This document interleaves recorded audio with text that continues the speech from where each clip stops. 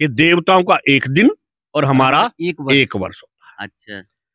तो अब हुआ क्या कि जिस वक्त समुद्र में से अमृत निकला जी। तो अमृत को प्राप्त करने के लिए देव और दैत्यों में युद्ध की बात छिड़ी भाई, हम पिएंगे हाँ। सब कुछ चाहता, अमृत पीना सब कुछ चाहता जी। तो इंद्र जी के पुत्र जो जयंत थे वो उन्होंने क्या काम किया, जो अमृत का कुंभ था, कुंभ मैंने घड़ा होता है, तो अमृत का जो कुंभ था वो उठाया और उसे लेकर भाग गए। तो दैत्य लोग जो उसके पीछे पीछे भागे उसको छीनने के लिए, उसको मारने के लिए, और देवता भी उसकी रक्षा के लिए गए। तो कहते हैं कि जिस वक्त उन्होंने वो कुंभ जो है थक गए तो एक जगह रख दिया उन्होंने, जैसे हरिद्वार में रख दिया। तो वहां पर क्या है 12 दिन तक युद्ध हुआ। अच्छा, क्या है हरिद्वार में 12 दिन तक। तो वही देवताओं के 12 वर्ष हो गए। दैत्य और सूर्य में हुए। तो क्या देवताओं के दैत्य और दानव में युद्ध हुआ। जी। तो हमारे 12 वर्ष और उनका हो गया 12 दिन। 12 दिन। जी। समझ गए ना बात, ये देवताओं का 12 दिन का हमारा हो गया जी 12 वर्ष हो गया। इसके बाद जो है फिर वो वहां से लेके उड़े, फिर दूसरी जगह पहुंचे, जैसे उज्जैन पहुंचे, वहां भी अमृत का कुंभ रखा गया। फिर तीसरी जगह पहुंचे, नासिक पहुंचे, वहां रखा गया। फिर प्रयागराज में रखा गया। तो इसी तरह ये 12 दिन का जो है 12 वर्ष का चक्कर बनता है, क्योंकि देवताओं का जो हमारा एक वर्ष देवताओं के एक दिन के बराबर होता है, तो हमारे 12 वर्ष देवताओं के 12 दिन के बराबर हो गए। इसीलिए 12 वर्ष के बाद एक जगह कुंभ आता है। कहते हैं उस कुंभ में से, उस घड़े में से अमृत की कुछ बूंदें छलक के वहां पर गिर गई थी, इन चारों स्थानों पर। इसलिए इन चारों स्थानों पर कुंभ लगता है। जी। विश्व का सबसे बड़ा आध्यात्मिक मेला महाकुंभ प्रयागराज की धरती पर 13 जनवरी से प्रारंभ होने वाला है। आज हमारा पुनः सौभाग्य है क्योंकि बहुत सारे डेरे जो है, बहुत सारे पूज्य संत महाराज जी के अखाड़े हैं, वो नगर प्रवेश करने लगे हैं। तो एकदम जो कुंभ स्थल है वो एकदम पूज्य संत महाराज जी के चरणों से धन्य और पुण्य होने लगा। हमारा बहुत बड़ा सौभाग्य है। आह्वान अखाड़े के राष्ट्रीय प्रवक्ता श्री महंत मनमोहन गिरी हितैषी बाबा जी हमारे साथ में हैं। बहुत सारी जानकारियां पूज्य महाराज जी से मिलती हैं और अथाह ज्ञान के सागर हैं। चाहे किसी धर्म के बारे में चर्चा करनी हो, चाहे किसी पंथ के बारे में चर्चा करनी हो, बहुत अच्छे से, बहुत सरल तरीके से चर्चा पूज्य महाराज जी करते हैं। लेकिन अब सिर्फ और सिर्फ पूज्य महाराज जी से महाकुंभ के बारे में ही चर्चा होगी, क्योंकि महाकुंभ 12 वर्ष में लग रहा है और बहुत अद्भुत और बहुत भव्य दिव्य नव्य लग रहा है। तो बहुत ज्यादा चर्चा ना करते हुए पूज्य महाराज जी से साथ में चलते हैं कि 12 वर्ष में क्यों महाकुंभ लगता है, इसके बारे में हमारी नई पीढ़ी को बताएं, और क्यों महाकुंभ प्रारंभ हुआ उसके बारे में कोई कथा या कहानी हो तो गुरुजी उसके बारे में भी हमारे दर्शकों को बताएं। हाँ, देखिए जी, इसके बारे में पुराणों में पूर्ण कथा है कुंभ के बारे में। समुद्र मंथन के बारे में आपने सुना होगा। जी। तो समुद्र का जब मंथन हुआ तो उसमें से 14 रत्न निकले। हाँ। अब 14 रत्नों में सबसे पहला जो है रत्न जो निकला था वो विष था। कालकूट नाम का एक विष निकला था। उसको तो चलो शंकर जी ने पी लिया। अच्छा, मतलब वो विष अगर नहीं पीते तो पूरी संसार नहीं बचता, सृष्टि खत्म हो जाती, नाश हो जाती, बिल्कुल नाश हो जाती। तो यानी सृष्टि के कल्याण के लिए शिव ने जो है कंठ में, देखो उनका नाम ही है शिव। शिव का नाम है क्रोति कल्याणमिति शिव है। सबका कल्याण करने के कारण ही उनका नाम शिव पड़ा। अरे वाह, वो तो कल्याणकारी है ही, कल्याणकारी है ही। अब देखिए विषय थोड़ा अलग हो जाएगा, लेकिन बता दूं, जैसे हम शिवलिंग कहते हैं ना, शिवलिंग का अर्थ क्या है? लिंग का अर्थ होता है चिन्ह के। तो ये कल्याणकारी चिन्ह है। शिवलिंग का मतलब है कल्याणकारी चिन्ह। बहुत से लोग इस शिवलिंग को पता नहीं क्या क्या कहते हैं, वो उनकी अपनी छोटी बुद्धि की बात है, लेकिन शिवलिंग का अर्थ होता है कल्याणकारी चिन्ह। लेकिन विषय अब इस समय हमारा कुंभ का है। हम अपने विषय पर आते हैं कि 12 वर्ष में क्यों आता है। क्योंकि देखिए ऐसा होता है कि जो हमारे मनुष्यों का एक वर्ष है वो देवताओं का एक दिन होता है। गुरुजी, हमारा जो एक वर्ष है वो देवताओं का एक दिन होता है। एक दिन होता है, ये पुराणों में लिखा हुआ है साहब। अच्छा, कि देवताओं का एक दिन और हमारा एक वर्ष होता है। अच्छा।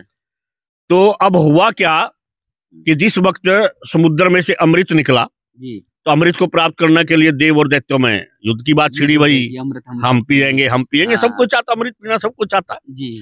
तो इंद्र जी के पुत्र जो जयंत थे, वो उन्होंने क्या काम किया, जो अमृत का कुंभ था, कुंभ मैंने घड़ा होता है, तो अमृत का जो कुंभ था वो उठाया और उसे लेकर भाग गए।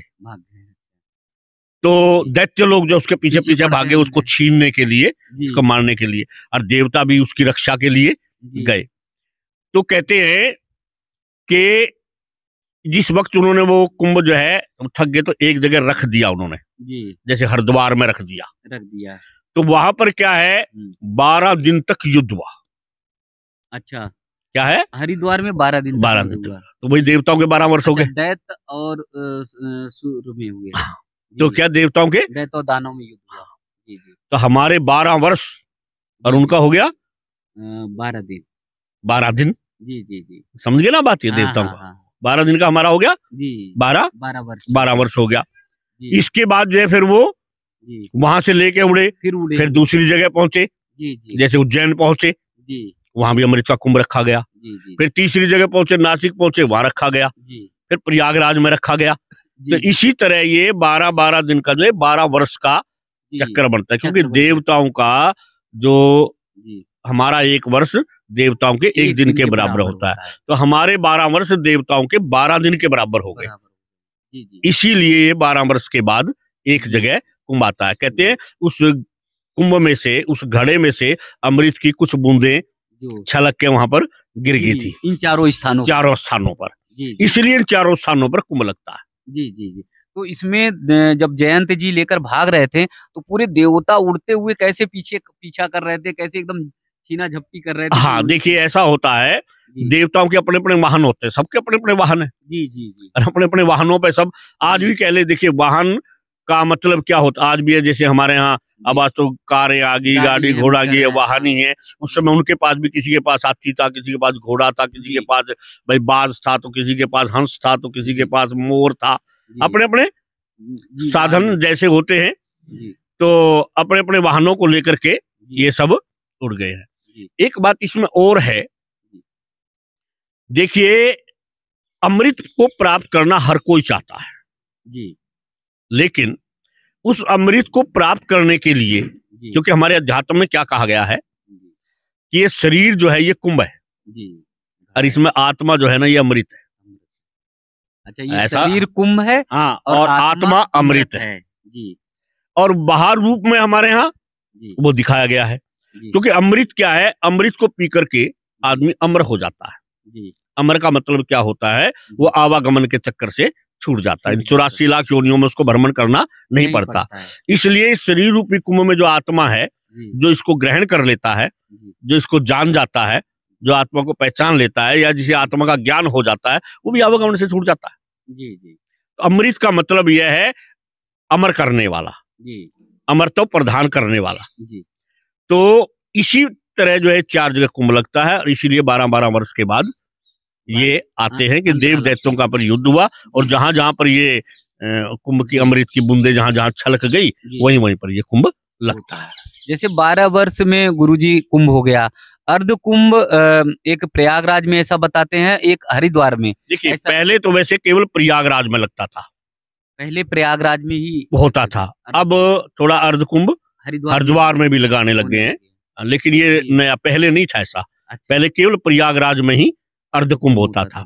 इसके लिए मैंने अपना ऐसा समझा है, हमारे जो अखाड़े होते हैं, इन अखाड़ों की ये सारे पंचायती हैं जी जी। जैसे श्री पंचदश नाम आह्वान अखाड़ा, श्री पंचदश नाम जूना अखाड़ा, पंचायती निरंजनी अखाड़ा, पंचायती अटल अखाड़ा, पंचायती महादेवानी अखाड़ा, ये पंचायती होते हैं जी जी। और इन पंचायती का मतलब इनके बाकायदा चुनाव होते हैं जी, मतलब किसी व्यक्ति की संपत्ति नहीं है अखाड़े, अखाड़े किसी की संपत्ति नहीं है, ये एक सार्वभौम है, सब साधुओं का इसमें कार होता है। और पंचायती तरीके से यानी चुनाव के तरीके से बाकायदा पंचों के हिसाब से इसको चलाया जाता है जी जी। तो इसमें जैसे अधिकारी होते हैं, रमता पंच के श्रीमंत होते हैं, श्रीमंत थानापति होता है, श्रीमंत सेक्रेटरी होता है, श्रीमंत सभापति होता है। हाँ जी जी, इस प्रकार ये पूरा चुनाव होता है। तो ये 6 साल के लिए होता है, रमता पंच 3 साल के लिए होता है जी जी। इसके 2 पंच होते हैं, इनके एक शंभू पंच, एक रमता पंच, जिसको हम लोकसभा राज्यसभा कहते हैं जी जी। अच्छा हाँ, तो लोकसभा मतलब शंभू पंच जी जी जी। और रमता पद मतलब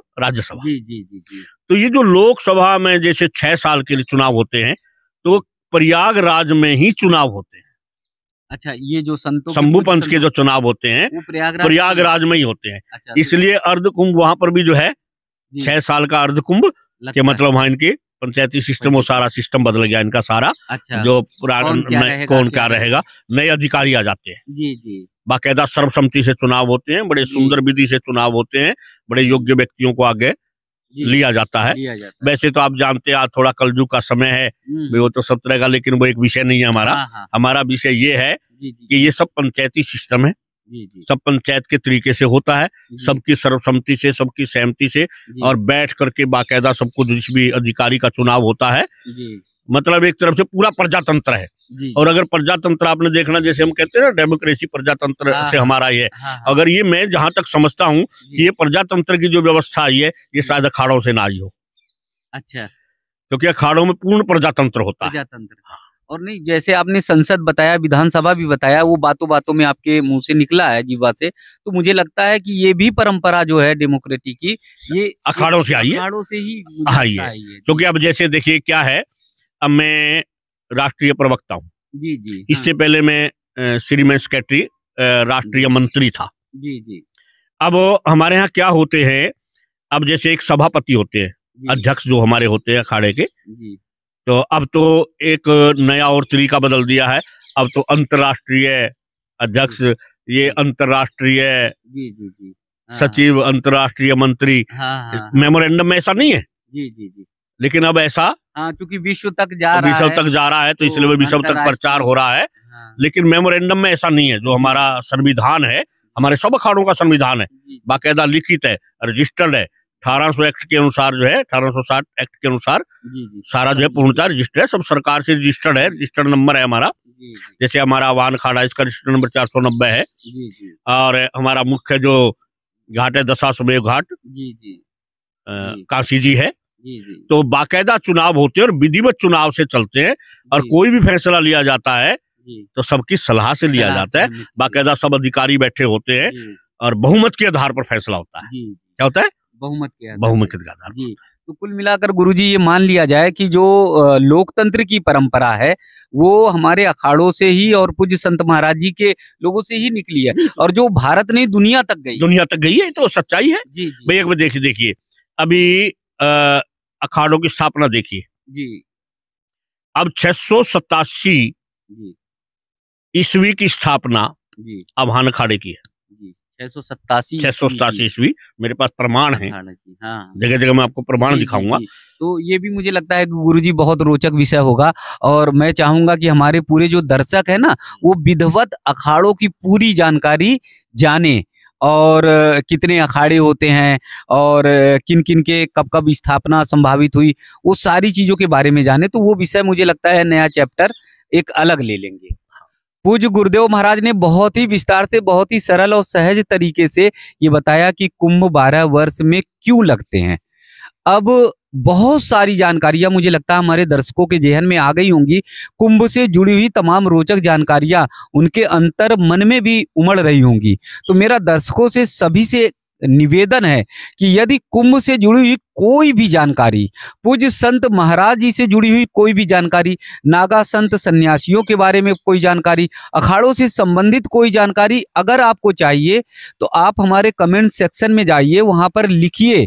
निश्चित तौर पर श्री महंत महाराज जी, मनमोहन गिरी महाराज जी से मैं बातचीत करके, चर्चा करके आप तक पहुंचाऊंगा, क्योंकि ये जो विशेष जो जानकारियां पूज्य महाराज जी दे रहे हैं, मुझे लगता है इतने सरल तरीके से, इतने सहज तरीके से, और इतने बहुत सुचारू रूप से वो आप तक नहीं पहुंच पाएंगी।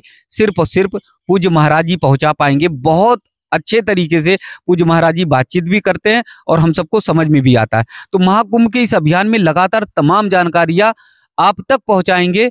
आप लोगों से करबद्ध निवेदन है, अखाड़ों से संबंधित, पूज्य संतों से संबंधित, महाकुंभ से संबंधित, सनातन से संबंधित कोई भी जानकारी हो, तो केवल पूज्य श्री महंत मनमोहन गिरी जी के नाम से आप जो है कमेंट सेक्शन में जाकर संदेश दीजिए।